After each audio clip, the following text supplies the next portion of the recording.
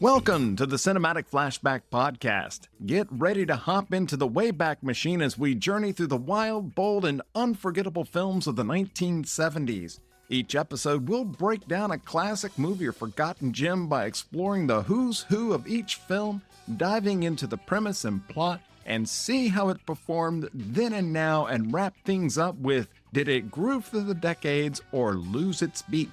I am your host, Chuck Bryan, and joining me is Mr. Matt Sargent. How you doing this morning, Matt? I am happy to be here. Yay.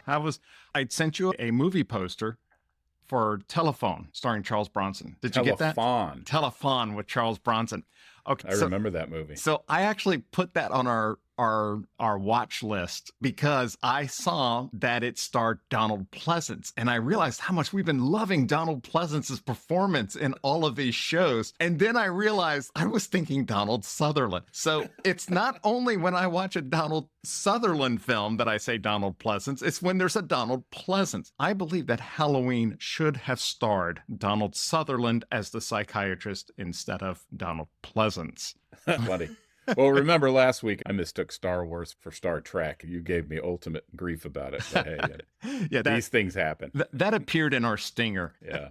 Another thing that I had started doing, you'll remember that at one point we were, and it's the reason why Black Sunday came up, was we were going to start recording about the disaster films of the 70s. And my thought was, well, let's start with the granddaddy of them all, Airport. And I believe we both watched it. And when I finished it, I texted you and I said, Matt, this is like the worst film I've ever seen. We didn't both watch it. I watched about the first 35 minutes before I was like, no way. And you bailed on it. I am not doing it. I'll never get those 35 minutes back. You texted me. I was like, thank God. I landed that plane. Last time we talked about the difference between old Hollywood, new Hollywood, and all that stuff. What Airport felt like was an old Hollywood movie that came out in 1970, and it just didn't really play very well. But I noticed on my Spotify account in audiobooks, the unabridged version of the book that it was based on was available. And that book is fantastic. I can see why they would want to make this into a movie. And you see the elements that they lifted for the film that are in the book, but because it's a book, they have much more time to talk about the inner dialogues and expand the plot. I totally agree. That's probably very true. Often the case with material taken from a novel is there's so much other information you get, and you can get inside the character's head. Once I finished Airport, I listened to was an abridged version of Black Sunday. And I don't know, after reading that,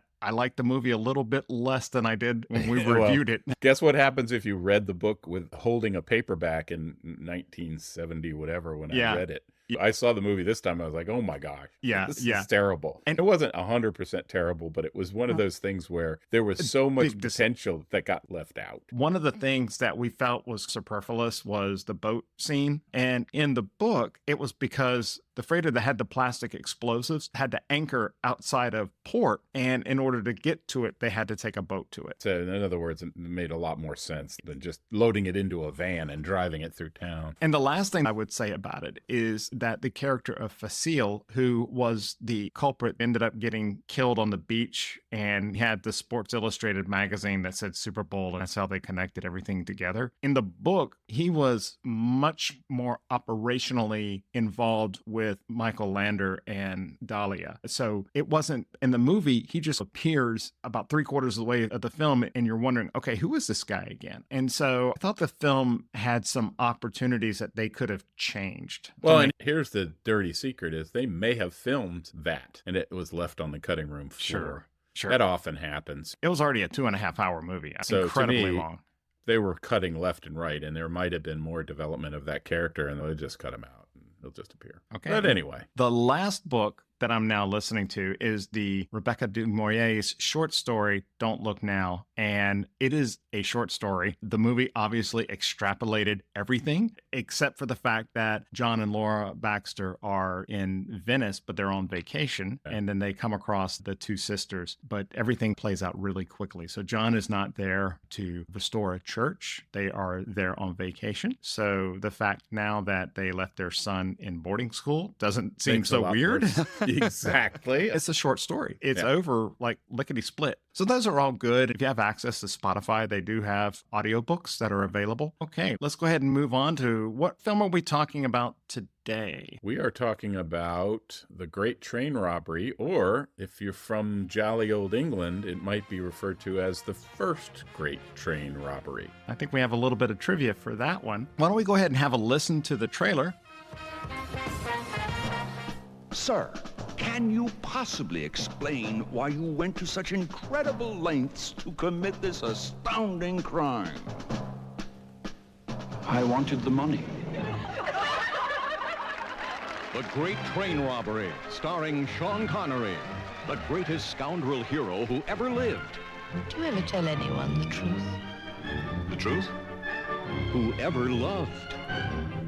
Who ever lied. Come, my dear fellow, are we not friends? More than that, Henry. Much more. Who do all those men think you are? They think I'm Edward Pierce, a sharp businessman. Don't John. Mr. Sims, is it? That's right. Would you try one of these, Mr. Pierce? With gratitude.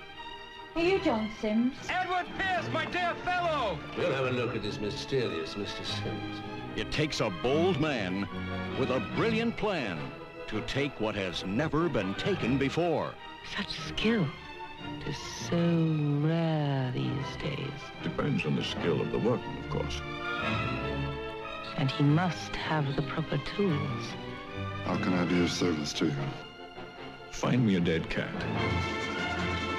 The Great Train Robbery. Robbery indeed. The very idea. 2 tub safes, 4 keys, separately guarded. 2 are locked away by the station manager. 1 is in the hands of our president, Mr. Edgar Trent, whom you all know to be utterly reliable. Oh, please. No respectable gentleman is that respectable. I don't know where Mr. Trent keeps his key, but I know of the 4th.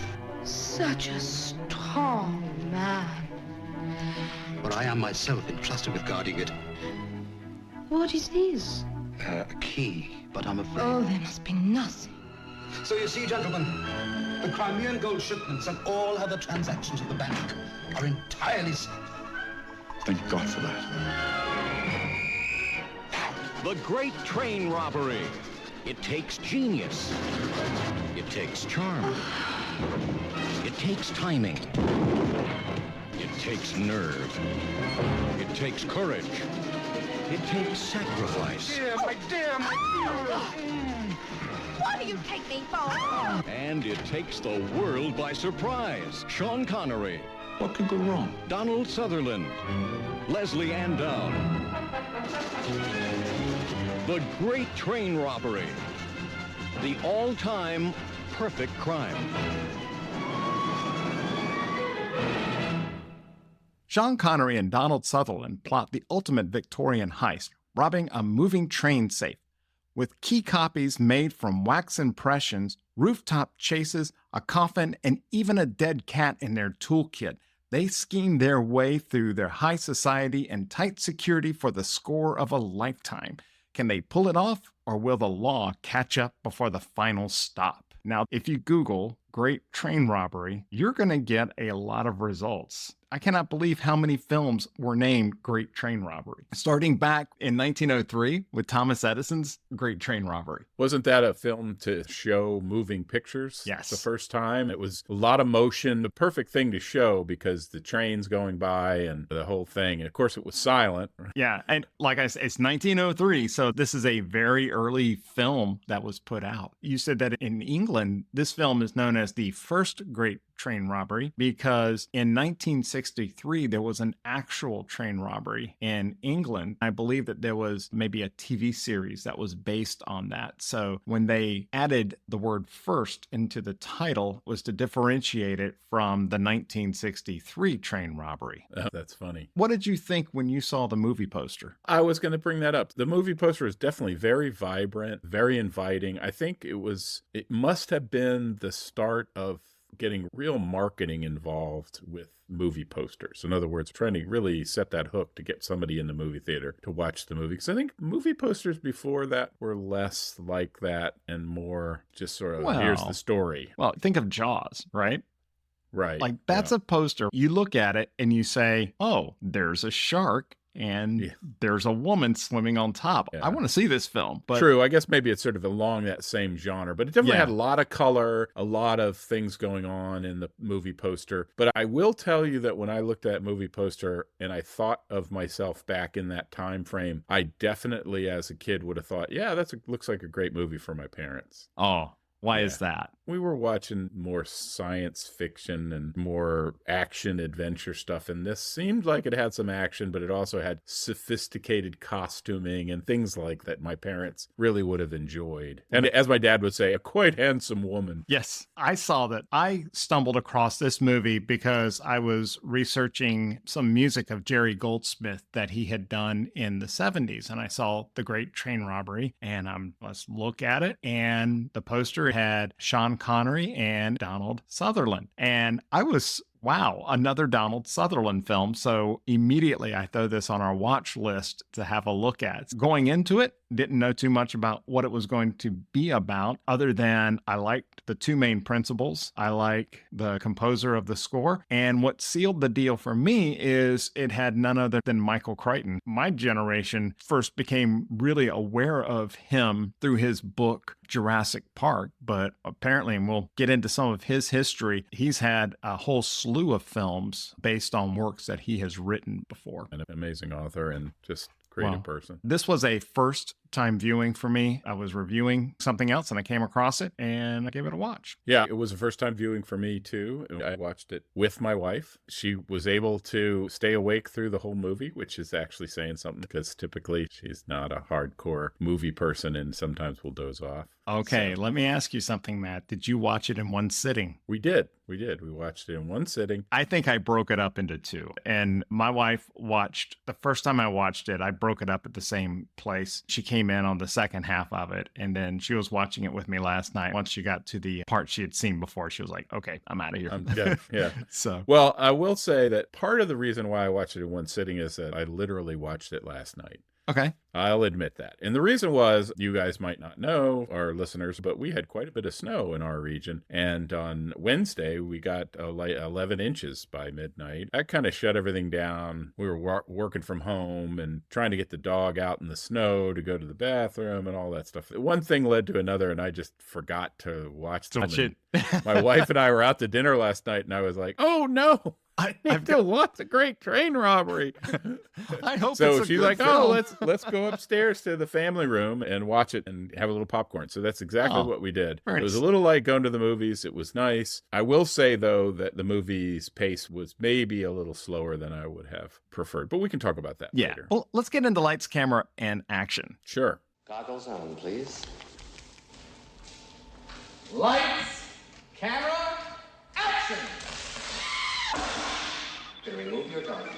The Great Train Robbery was released on February 2nd, 1979, and it was produced by the Dino De Laurentiis Company and distributed by United Artists. It had a runtime of 1 hour and 50 minutes. The film was directed by Michael Crichton, who wrote the screenplay based on his book of the same name. Other films of the 70s where Crichton was the director and either wrote the original material or he was the screenplay writer was 1978's Coma, based on the Robin Cook novel. Westworld in 1973, he wrote the screenplay and directed. With Yul Brynner. Yul Brynner. That's a good one. I can't wait to cover that. It is on our ticket as we get into sci-fi of the 70s. That's not Star Wars. Excellent. Cinematographer was the notable Jeffrey Unsworth, who had a career that spanned nearly 4 decades. He is known for many films, but notably for me was Stanley Kubrick's 2001: A Space Odyssey, John Borman's Zardoz from 1974, also starring Sean Connery. You guys did a Midnight Movie Top 5 episode, didn't you? That was with my former theater manager, Shell Knorr, and Shell noted that Zardoz was on his honorable mentions. I watched the film after we recorded that, and it is a weird, trippy film that I was not sure what I thought about it, but ultimately at the end, I found myself liking it. So if you get a chance, watch it and let me know what you think. It's on my watch list. I put it on the list because of what you said. Yeah. Normally I'd look at it and go, Sean Connery, not exactly. It has all of those elements but there's one moment where the key turns. And from that point on, I was like, oh, I'm starting to kind of get where the film is going. Yeah, I look forward to it. I hope I'm not overselling it. He was also a cinematographer for A Bridge Too Far from 1977, which was about Operation Market Garden. The last one I noted was 1978's Superman. I enjoyed that movie. It was good. I think I shared this with you before. I'm not a big fan of sequels. I think they usually are not as good. I think there's some notable exceptions like Aliens. Mm-hmm. But Superman 2, I think, was a flop, and I did not like it. That is a hot take. Superman 2 is often regarded as a fan favorite, but Matt, I'm with you. I've never been a fan of it, even though they were originally filming both Superman and Superman 2 at the same time. Richard Donner was fired, and I felt that tonally, the film just did not match with the original. I didn't know that particular part about it. I just know that it was not my cup of tea. The reason why I wanted to highlight Jeffrey Unsworth is because the film we're talking about today, the final credit was a dedication to him because he had died in October of 1978 while filming Roman Polanski's Test. He had already completed The Great Train Robbery, and the dedication says his friends miss him. When I saw that credit, I'm asking myself, who is Jeffrey Unsworth? Yeah, that's good that it led you into that. Maybe that was the whole purpose of putting that dedication in. Yeah. Was to have people discover him. The Great Train Robbery was filmed in various locations in Ireland and at Pinewood Studios. So many of our favorite films have been filmed at Pinewood Studios, including Star Wars, James Bond, Superman, Clockwork Orange, and many more. The Great Train Robbery stars Sean Connery as the debonair Edward Pierce, a.k.a. John Sims. It was a fake name he was going under to basically infiltrate the high society of Victorian England. Donald Sutherland played the pickpocket and screwsman Robert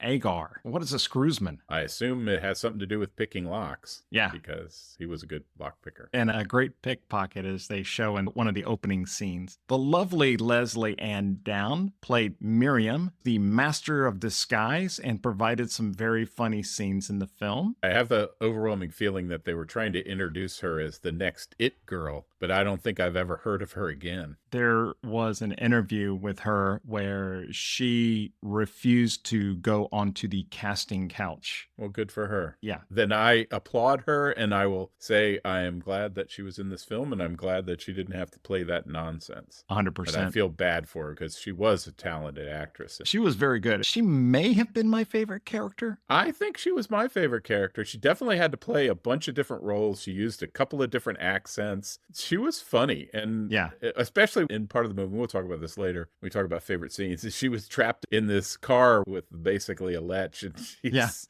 talking about her mother being a seamstress. It's really funny. She was trapped with Henry Fowler, played by Malcolm Terrace, who was the senior bank manager responsible for one of the 4 keys that would unlock the Chubb safe that they're trying to rob. So they had interacted previously in the movie, but she had to pretend to be somebody else, which was a pretty funny situation in the movie. So. See, that's why I liked her so much. You just didn't have one character. You had many of them. She was definitely very good. Alan Webb played Edgar Trent, the bank president. Wayne Sleep played Clean Willie, a resourceful but ultimately unreliable accomplice. Wayne Sleep was one of Britain's premier ballet dancer, and in this film, he did a lot of his own stunts, including that scene where he scaled the walls of the Newgate prison. That's amazing. That was a pretty exciting scene where he's scaling up the corner of the wall and then move across to go over the top. It was pretty cool. One of the things that I had found noted about this film was some of the stunt work. This was just an example of an actor doing his own stunts. There's another really good one in this film as well. Yeah.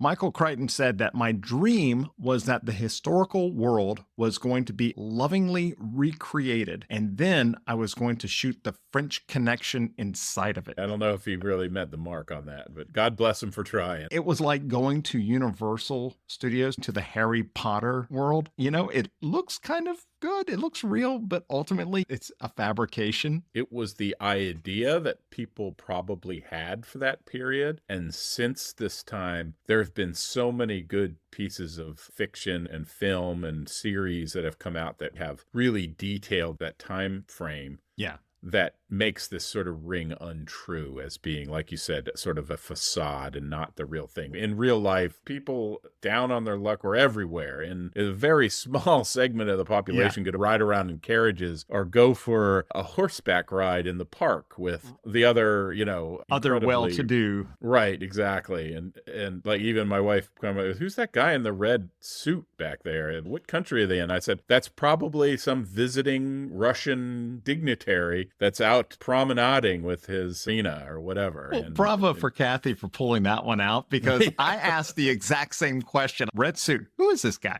He's a background character, but I'm all confused as to where does he fit in? My feeling is they were trying to give this impression of the leaders or the rich from all around Europe converging in London. Maybe these are people that were helping to fight the Crimean War or something. Michael Crichton deliberately changed elements from his own novel, and there's one that he changed that was for the better, stating that while the latter was straight and factual, he was aiming for the film adaptation to be much more of a farce. My parents would be like, oh, look at this in the old days. Isn't that sweet and fun and exciting? Where I would have been picking it apart for details. I was going to see Superman. I could care less about this film. 79, I was a junior in high school. I was going to the movie theater. I was choosing the movies to watch, and I definitely remember seeing this poster and going, yeah, my parents would love that. I'm not going to go see it. It wasn't a Bond movie with Sean Connery. If it was a Bond movie, I'd be in line, I couldn't even go see Bond movies at the time. My first Bond movie was when I was in high school that I was allowed to see in the theater. This was one of two 1978-79 theatrical movies set in Victorian England for Donald Sutherland. The other was Murder by Decree. I have to say, some parts of this movie he was very funny, and other parts I think he was phony. It was a little hammy in some. This was not a Donald Sutherland a la Serious, Eye of the Needle. Yeah, it's not John Baxter, right? No. It's also not Oddball either. It definitely shows his range, that it's right in between there. And I guess now that we're talking about it, I do get the idea of a farce. It almost seemed sometimes kind of cartoony. Certainly when they were collecting the keys using the fake brothel and all those other things that we'll talk about in the scenes in the future. We'll see some of those were pretty funny now that I look back on it. We're a little campy. I think that's a better word for it. Yeah. Sean Connery had initially turned down the film after reading the script, finding it too heavy. He only changed his mind after reading the original novel and meeting with Michael Crichton. I think he carried the film in terms of believability and as being the main driver behind the plan, the main character of the whole thing. He definitely was a mastermind, and he plays that well. The kids would say that he has a lot of riz nowadays. Yes. He is heavy with charisma. If you look up riz in the dictionary, there's a picture of Sean Connery in there. And in this film, he uses it really well because he has to hobnob with high society folks, but he's also obviously has to make deals and talk to the people who are going to get stuff done. Some of them rough, some of them sort of in between, and some of them basically partners and accomplices. I think you needed to have a character like Sean Connery or an actor like Sean Connery to play that character. That character was so pivotal to the whole movie. I can't think of anybody else who could have really pulled it off that well. Yeah, there might have been other people, but I'm trying to think of 1970s movies that I saw where I recall Sean Connery. Of course, I came into it thinking of James Bond, and then I have Zardoz burned in my brain. I also remember a movie with him called Robin and Marion, and I believe that was a 70s role with an aging Robin Hood, and that was quite good. And then we have this film. I really felt that his character was the overall brains of the operation, because this is like Kelly's Heroes. This also is a heist film. Right. You have a plan, you start working the plan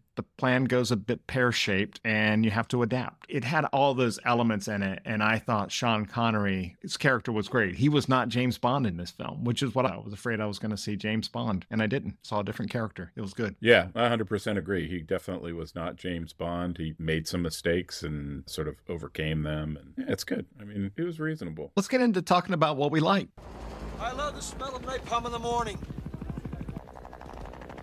It smells like victory. Crichton's book was loosely based on a real 1855 crime involving four criminals whose names were Pierce, Agar, Burgess, and a clerk. The crime went unnoticed for months until Agar was convicted of another crime, and his accomplices decided to steal his share of the gold. So he turned Queen's evidence and revealed the details, but ultimately no one involved escaped custody. So it was based on an actual event. I just don't understand how it went unnoticed. They just deliver the lead bars. There could have been that they didn't publicize the robbery so that they wouldn't attract copycats. I can believe that they kept it out of the papers. Yes. So that you didn't have people going, what, you can rob a train? You remember, at least in the film, it indicates that this is like the first time a moving train was robbed. Oh, they're moving a robbing train. That's preposterous. Sean Connery, hold my scotch and gin. What was this martini? Shaken, not stirred. It does also make sense that they got the details because somebody ended up rolling over. Yeah. Which is 100% true. There's a nod towards that because one of the characters ends up talking to the police a little bit. So there's a nod towards that sort of thing that happened. Yeah, Clean Willie. They get him. He releases himself from prison by scaling the walls. Ultimately, he gets nabbed by the police and he spills the details of the plan. So I will harken back to other heist films and partner crime films. And you always hear after they're done with the crime or even before they're done with the crime, it's you have to keep your nose clean. You cannot do anything wrong. In the interview with the police, they caught him stealing. Yes. Right. And then sweated him and he gave up evidence against the other conspirators before the crime happened.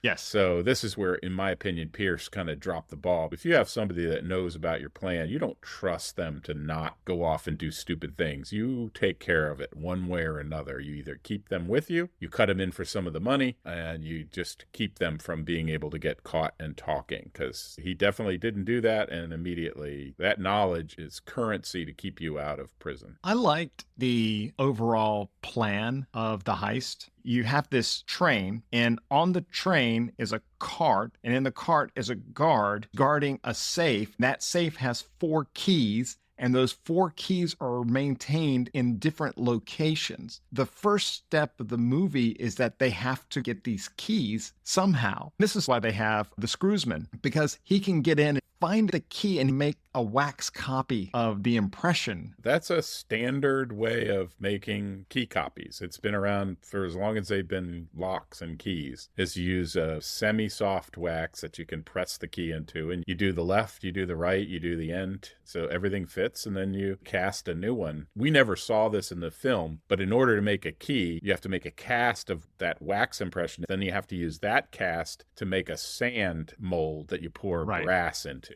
to make the key. But it's pretty standard. That they did that until very recent. They might even still do it now, because a normal, like your door key, if you stick it in there, you can copy it from the heights, the jaggery part of your key. Yeah. But that was cool. They didn't have to steal the key. They just had to steal an impression of the key. And I thought that was cool. Sutherland was kind of hot and cold with his portrayal of Agar in this film, but overall, I liked how he looked with the big Victorian mutton chops. Who was the character from Oliver Twist? Was it Fagin? Yeah. He reminded me of how I always picture Fagin in my mind. He's a pickpocket. When they introduced that he's the fastest pickpocket, where at the very beginning, he and his accomplices, his crew, they basically box this lady in who's unaware that she's about to get robbed. He reaches in and steals her purse or whatever it was from her pocket. Right. But he has this little habit of, he will have his fingers and he'll just twiddle them and you hear them cracking. Like he's always keeping his fingers limber, you know? Yeah, that was a funny thing. In that scene, in the movie, I thought they did a great job with that scene, because at first you watch the scene and it happens so fast. Yes. Then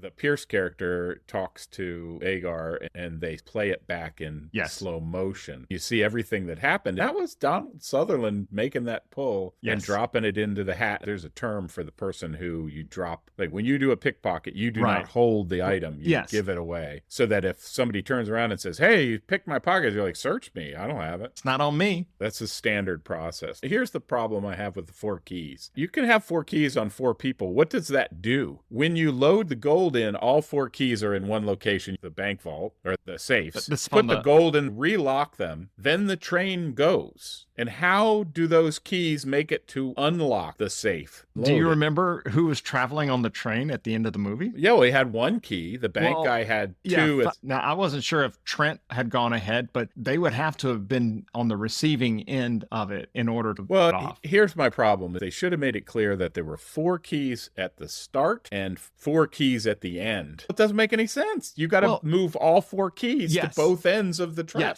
right? Yes. So what do? You load up the gold and let it sit there for 2 days while you take a cart and buggy to the place where the train. They ride the train with them. Well, it means all 4 keys were on the train with the safe. So what's the point of having 4 keys? Well, you don't know that they are all on the safe, right? The 4 keys at some point have to come together to unlock it. Twice.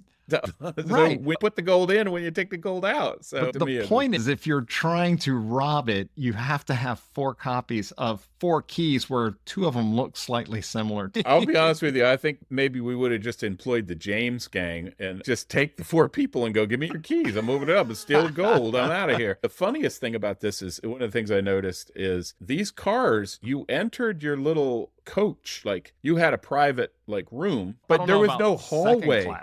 So that might have been the second one. Well, but still, this is the thing I was saying is that once you're in that little room, the door goes outside the train on both sides, right? Because depending on where your train pulls in, if it's so you can exit from the left or the right, but you don't exit in any kind of hallway. No. So I'm like, where do you go to the bathroom? You're in your little room and you can't get out unless you want to climb around the corner like Sean Connery had. Dude, you're overthinking this. I was just like, this does not seem like a good deal to me. I would imagine that there's a pot in the first class, maybe in the second class. It just seemed very uncomfortable. I got claustrophobia watching it because I was like, God, I hope this train ride isn't very long because I got to go to the bathroom now. Anyway, it was just funny. What were we talking about? We were talking about stuff we were talking about the things we like. Things. The costuming I thought was really, really great. Yeah, it was interesting. It certainly captured your attention. We particularly liked the costuming on the female character, Miriam. They did a nice job. She wore a bunch of different things. She starts out the film with a sexy outfit, and she's in normal clothes, and then you see her out riding and all kinds of stuff. She really is the master of disguise, and that's very enjoyable. I liked her character so much is that there's one scene near the end where when I watched it, I didn't even realize this woman just comes over and kisses Pierce as he's leaving. I had no idea that was her at first until the camera comes back and focuses on her and you're going, oh, that's Miriam, you know. Didn't know it till you just said it. Yep. That's amazing.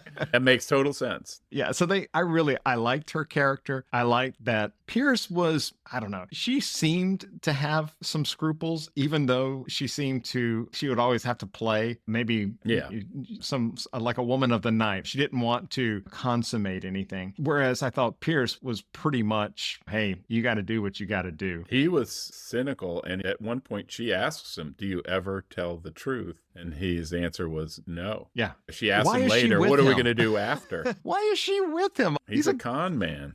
That was the only thing I didn't like about her character. This film does have some very dated stuff that gets thrown out by the opinions of the banker men as they are all talking at the beginning of the film that might make you go, ooh, this was an old film. Well, it was an old film, but women did have the vote at the time the film was made. It was definitely trying to set the stage for the old days by saying, women, well, next thing you know, the women will have the vote. I'm sure that was a real winner with the crowd in the movie theaters. One last thing before we move on to see if there's anything else that we didn't like in our next segment. I wanted to introduce my friend Wayne Whited. Recently, he and I had a discussion on Jerry Goldsmith, and I asked if he could give a review of the Jerry Goldsmith score for The Great Train Robbery.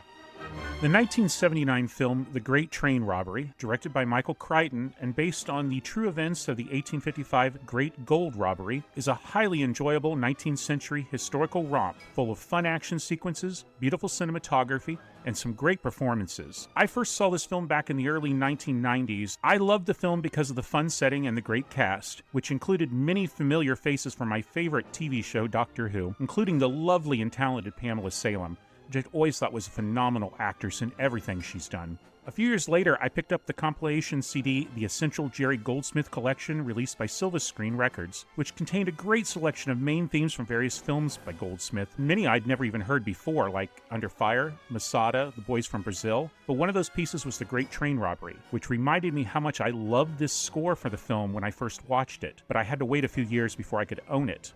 Goldsmith's relations with director Michael Crichton goes all the way back to 1972 and the TV film Pursuit, which he gave a fantastic score to that we will finally see released later this year. Goldsmith delivered the perfect score for The Great Train Robbery, accompanying the light-hearted action comedy with a fun and jaunty theme that he incorporated throughout the music in various forms, sometimes fast and melodic, other times dark and foreboding. Much of the music is played at waltz tempo, a timing Goldsmith would use quite often in his scores from the 70s. Some highlights of his score included the cue Over the Wall, which was played as Clean Willie escapes Newgate Prison. Goldsmith used the clarinet very effectively here, with ominous strings accompanying as the music builds up to an intense ending. The track The Gold Arrives, which is shown when Pierce and Angar throw the bags of gold to the waiting horse and carriage, is full of pounding percussion and an exciting, fast, and fun version of the main theme played on brass and strings. Finally, I love the end title cue, which starts over the final scenes of the film before the credits start to roll. This is a masterpiece of Goldsmith's work, bringing everything to a climactic musical end with another great performance of the main theme. Over the years, the music to The Great Train Robbery has been released 4 times. First, the United Artists labels released the soundtrack on LP and cassette in 1979, around the time of the film's theatrical release, containing 10 tracks and nearly 30 minutes of Goldsmith's score, which is really just a small sampling of the music he had written for the film. Years later, Saraband released the score on CD in 2004 through their exclusive CD Club under their deluxe edition label, expanding the offering slightly to 35 minutes. A third release was brought to us by Entrada Records in 2011, a 2-CD set containing the complete 51-minute score as heard in the film, along with 1 alternate track, 3 source tracks, and a remastered version of the 1979 album. Finally, in 2019, Quartet Records again released the music with a resequenced complete score, expanded the alternates and source cues to 14 tracks, and included the original album. Unfortunately, all of these are currently out of print and unavailable for purchase outside of eBay and secondhand stores. But if you're lucky enough to get your hands on a copy of Goldsmith's The Great Train Robbery, whatever version you listen to, you're in for a musical treat. Well, it's good that you bring somebody in that actually notices the music, because I couldn't have told you anything about it. I know that it was there and it matched what was happening on the screen, so it wasn't anachronistic or didn't cause problems, but I'm just not tuned into that. Wayne is a fountain of knowledge when it comes to music, and I always appreciate talking to him about movie scores. Now, I sent you a podcast called The Movie Soundtrack Show. Your assignments are to listen to those because it's really good. I have added it to my Podcast Addict app, and it will come up in rotation. Right. Now, the podcast itself is done, so it's no longer releasing anything, but if you reverse the order of... Always start at the beginning. Yeah. And just go forward. And it queues up the next one and the next one as I listen to it. What in the wide world of sports is going on here? Exactly when does this film take place? I figured it must have been near Abraham Lincoln's time, because they're all walking around with those tall hats, which are just so funny. I cannot believe that was actually a style that people wore. So that's somewhere around the 1860s. Elizabeth Trent was riding side saddle in one of the scenes. When did women stop riding side saddle? I'm not 100% sure, but it was shortly after that when women started to fox hunt. And they fox hunted side saddle, but it was extremely hard to jump over the hedgerows and fences. And if you've ever seen a side saddle, they look like an instrument of torture. So there was actually a saddle? Oh, yeah, it was a side saddle. You sat on top like a normal person, but instead of a leg on each side of the horse, your leg crossed in front of you, and it had a little hook that held that leg and another hook at the other leg, and that kept you from falling out of the saddle. And it was all under your giant skirts and everything, so you didn't really see it. I'm looking at a picture of it right now, and if I didn't know what that was, I would probably think it was used for other purposes. Yeah, it looked like an instrument of torture. A Western saddle has a big old pommel on the center, and that pommel was used for utility. It was tied rope on. It was basically a hard connection point without hurting the horse.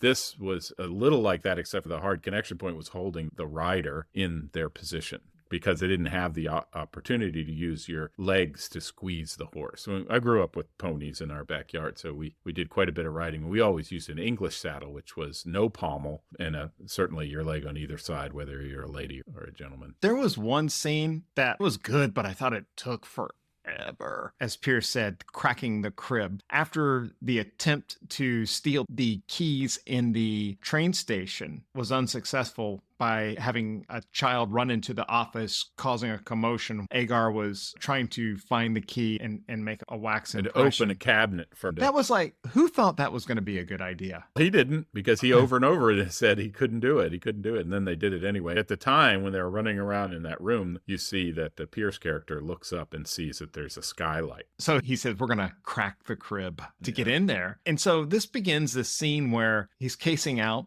the activities of the guards. My thought was, this is an empty train station. Obviously, we can see Agar, and Agar can see the guard, but the guard can't see him. It just seems like he was there a long time, and this guard was not at all very observant if he didn't see. I think you just have to assume that he was hiding in the shadows, but you can't film someone hiding in the shadows because basically you'd be filming a black scene. So we just have to assume he was in the shadows. When you're in the shadows, people can't see into the shadows, but you can easily see out. I just assume that's the case, and I just have to suspend disbelief on that. Yeah. What's more interesting to me is that the guy was so incredibly regular with his bottle of beer and then his exactly 75 seconds going and coming back. Okay, so this is where they get Clean Willie to basically, because he's so skinny, he goes through the skylight that you mentioned and he unlocks the door. They have 75 seconds for Agar to get in there, find a key, make the impressions, and get out. So we see Agar rehearsing this over and over. That made no sense to me because you can't duplicate what he's trying to do inside this room to get under 75 seconds. And then when they were actually doing the wax, I kept thinking, boy, those are some slow seconds that they're counting off for us. Yeah. And they had two people counting the seconds at the same time as if they were the same. And so here's the rub I have, and the problem I have with that is, smarter thing would have been to break into the crib, steal the keys, close the door, take them, copy them, the next day, break in, put them back, because they didn't use them for a month. They literally sat in that cabinet for a month. They only shipped the gold once a month.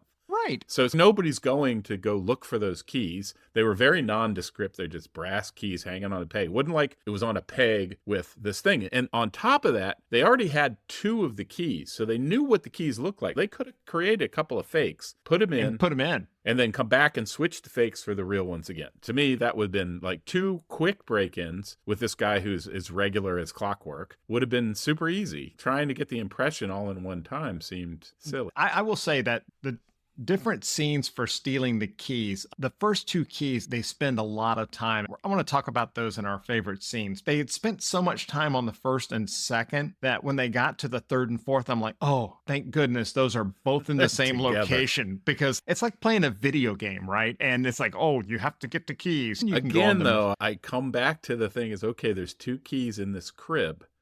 So that crib is either at the beginning or at the end of the train travel, right? So if this one's really hard to break into, why can't you go to the other end of the train and get those keys? Because then there would be 8 keys. Exactly. You keep them in the box, and then you keep them nice and safe when there's no gold in them. And then when there's gold in the safe, they travel with the safe. It just makes no sense at all. I think they were traveling with the safe. I mean, we saw at least one. How does that make it any kind of hard to get, right? I don't know. It's one of the things that bugged me about the whole movie. That doesn't make any sense. You would at least have a set of keys at one end that are hidden and stored away, and another set of keys at the other end that are hidden and stored away. They come together, and then they're locked, and nobody can get the keys while it's in transit. And when it arrives, the keys come together, and we can get the stuff out, right? Okay, so what I'm hearing you say, there was a problem with the whole keys thing anyways. Yeah. Seems silly. This is one of the things I don't like about the movie is we realize we go through the thing, we find out about 4 keys, and then I'm like, oh no, they have to get all 4 keys. This is going to take forever before they can actually steal the train. So when they said the last 2 keys were together, I was like you. I was like, oh, thank God. Yeah, I think everybody did. Let's go ahead and get into our favorite scenes. Okay. Easy, miss. I've got you. You've got me. Who's got you? So we were just talking about the third and fourth keys that we didn't like. But The first two keys I found to be very entertaining because you get to see each of the criminals in their element. You know that he's entirely opposed to the consumption of any alcoholic beverage before nightfall. Very sensible. Well, I suspect that he breaks his own regulation. For each morning of the shipments, he goes alone to the wine cellars. With no servants to hold the lanterns, he insists on going alone. Or perhaps he's just checking the contents of the wine cellar. Oh, no, indeed, for he relies upon my stepmother to stock and care for the cellar. Oh, every man has his eccentricities. I suppose. He keeps the key in the bloody wine cellar. John, where's John? I'm down here, sir. Well, what are you doing down there at this hour? Madam felt she heard a noise. Madam always fears she's heard a noise. Come along now, I need you to find my best pipe. It's misplaced again. Certainly, sir. That was a close one. Didn't do my heart any good, I'll say that. Mind the light. Here. Oh, it's not the bloody key. You see the dust? Nobody's touched that Betty in years. Tell me, it's odd, though. I've never seen the likes of that before, small as it is. Very delicate. It could be a lady's twirl for some feminine trifle, if you ask me. Where's the light? It's not my fault you're having trouble, is it? Bloody hell, it's your bloody idea, isn't it? Here. That's a key for a chop safe. Let's see how fast you can wax. Find the light. Bastard. Beautiful, isn't it? Brilliant. The first key was in the possession of the bank president, Edgar Trent. Trent is a very rich man and has really no foibles, apparently. He even believes that drinking during the day is a sign of bad character. He has a daughter named Elizabeth. Pierce sees that he would be able to maybe court her to see if she knows anything about where this key might be. They're confronted with the problem as they know the key's at his house. They don't know where. At first, they don't even know it's in his house. They know he has it in his possession, and they're not sure where. So they launch an operation to try to find that out. They need to get into the family so they can get to know them, and Pierce starts to woo Elizabeth. He gets an introduction to her. They find out that this guy is a gambler with his terriers. Dogs? 2 terriers. Walks them twice a day. 7 in the morning and 8:15 at night. He must have a weakness. He's a ratting gent. Indeed he is. Terriers are famous for they used to put them in pits with rats, and there's actually a scene like that. Only when it came time to shoot did Crichton realize that the crew had acquired an actual ratting dog, and they had captured live sewer rats, which the dog proceeded to kill by biting and snapping their necks with a vigorous shake, which you see in the film. And Crichton said that the RSPCA did find out about what happened and confronted him, but no legal action was ever taken. And at the end of the film, there's no Humane Society disclaimer that said no animals were harmed in this film. I don't think they could have claimed that. Pierce is introduced to Edgar Trent's wife, Emily Trent. Now, Emily Trent is obviously much younger. She is Elizabeth's stepmother, and there is a little bit of a Three's Company conversation that happens. Where is Elizabeth? I have passed many pleasant hours here, watching the workmen fit each piece into its precise slot. Such skill. They screw it together, do they? No, bolted actually with long bolts. Fitted tightly. Yes, long bolts fitted tightly. I've just returned from America, a country of many prominent erections. It is exciting to see things come together, so long as the quality does not suffer. Tight-fitting joints. That's the secret. It is so rare these days. Depends on the skill of the workman, of course. This is yet another scene, I think, if this film was written for my parents. Yes. They would have gotten a real kick out of that. And I was just like, oh, for God's sakes. Elizabeth gives Pierce the idea that maybe the key is hidden inside the wine cellar. Right. So he and Agar break in, and Emily and Elizabeth are playing a front-facing double piano, which was an actual musical instrument introduced around the time of this film in the late 1800s, which I thought was really cool. And that bit of knowledge came to me from my wife. She's a musician, and she's watching it, and she's going, well, that's really interesting. They're playing pianos, but they're facing each other, and it's one instrument. And she looked it up, and, oh, that's an actual instrument. Isn't that funny? That's cool. I think the whole rest of that scene, though, is pretty formulaic, sneaking through the house, etc. I think we should move on to the second key, because I think that's arguably a lot funnier the way it was done in the movie. Oh. And a lot less gross than how it was done in the book. You want this off as well? It is best, no? The touch of flesh to flesh. The warmth of the body. This is the French way, is it? What is this? A key, but I'm afraid... Oh, there must be nothing between us. Oh, yes.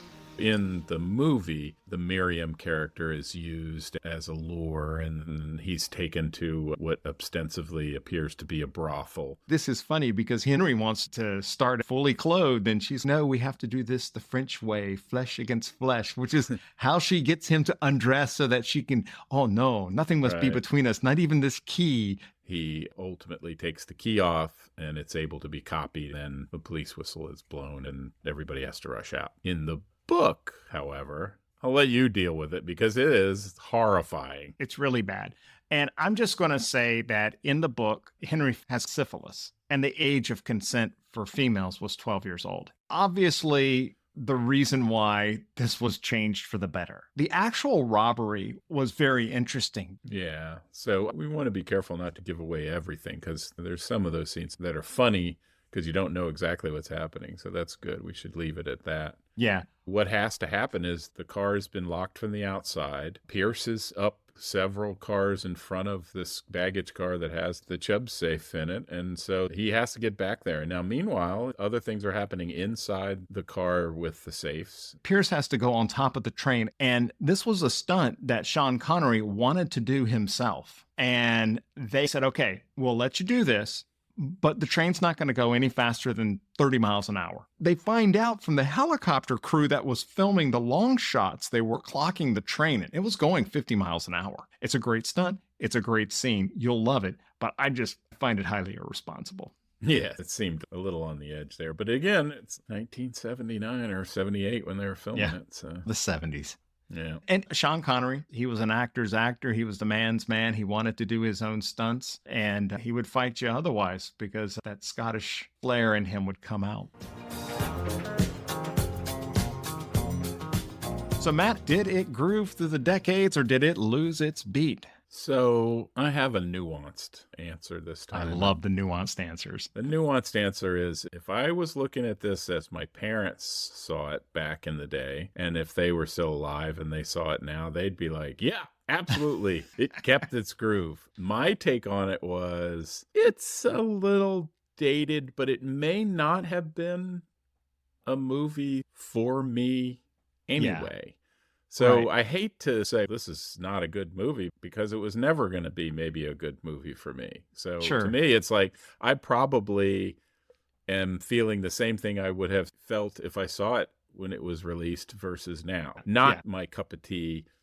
It wasn't terrible, but I'm not giving it my you definitely want to go see this. But if it comes up and you're in a group of people of varying experience and ages, it might be an interesting movie to watch. It definitely has some funny scenes, but it was not my exact cup of tea. I can see how it's not because it didn't age well. It might not have been for me ever. Right. So that hasn't changed. Watching the first Great Train Robbery was a lot like hearing a wedding band play. It's really good in the moment when you're listening to it, but a few days later, you're left wondering, who was that? Yeah. It's a smooth routine, but it doesn't stick in your memory long term. Did it groove through the decades or did it lose its beat? For me, it's more of a quick two-step than a lasting disco fever. Even bad pizza's pizza. Oh, so that's such a great saying. I love that. By the way, the place where you want to take a break in this movie is as soon as they finish the fourth key and show the keys in the box. You can pause the movie right there because that's when the movie turns into a second act. And you can move on from there.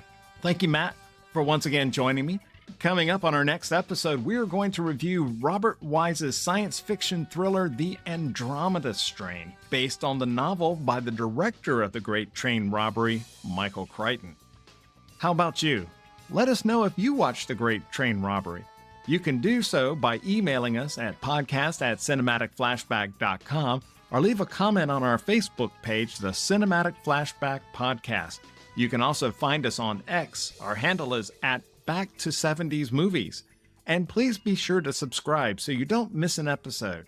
The best way you can share this show is to continue recommending us.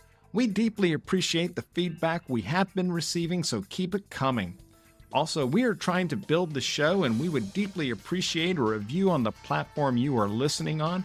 If you enjoyed the show, please give us 5-star reviews so we can reach more listeners. Join us next time as we take the Wayback Machine to the 70s to explore another film from that decade.